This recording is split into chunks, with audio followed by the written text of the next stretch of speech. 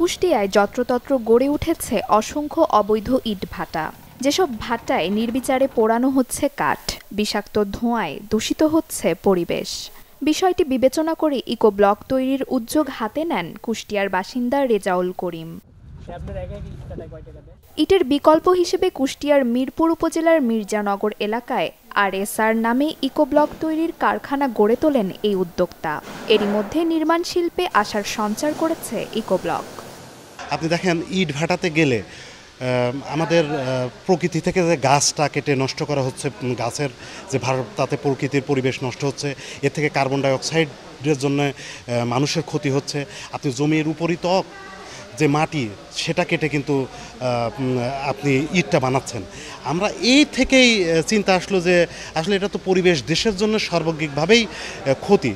আমরা এই জন্য এই ব্লকটাতে নতুনভাবে আসছি। নগদ পেমেন্টে 500 টাকা পর্যন্ত ক্যাশব্যাক আর লেনদেনে প্রতিদিন ডিপ ফ্রিজ এবং ঘন্টায় ঘন্টায় এসি টিভি সহ দারুণ সব গিফট। গ্রিন প্রজেক্টটা আসলে মূলত আমার করার উদ্দেশ্য হচ্ছে এই যে পোড়ামাটির যে ইটগুলো ভাটার কারণে যে আসলে পরিবেশের যে ক্ষতি হচ্ছে, পরিবেশের যে একটা বিপর্যয় হচ্ছে, তারপরে হচ্ছে এই যে বন উজাড় হচ্ছে, তারপরে এই যে ফসলি জমি যে শেষ হয়ে যাচ্ছে আস্তে আস্তে, এইটার আসলে পরিবর্তে আমার এই কংক্রিট ব্লকটা আর কি করার যে মূল উদ্দেশ্য। এখানে আলহামদুলিল্লাহ কাম করতে ভালোই লাগে। RS কোম্পানির কাম করছি এখানে।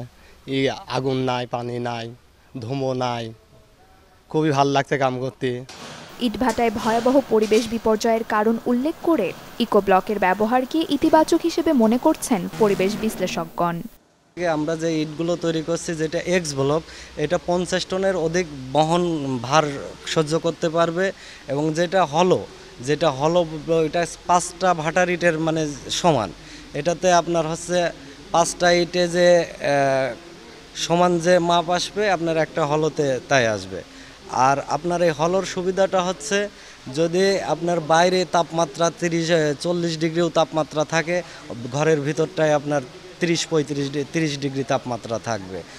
ভবিষ্যতে পরিবেশ বান্ধব এই ব্লকগুলোর ব্যবহার বাড়বে, সুরক্ষিত থাকবে পরিবেশ, এমনটাই প্রত্যাশা নতুন এই উদ্যোক্তার।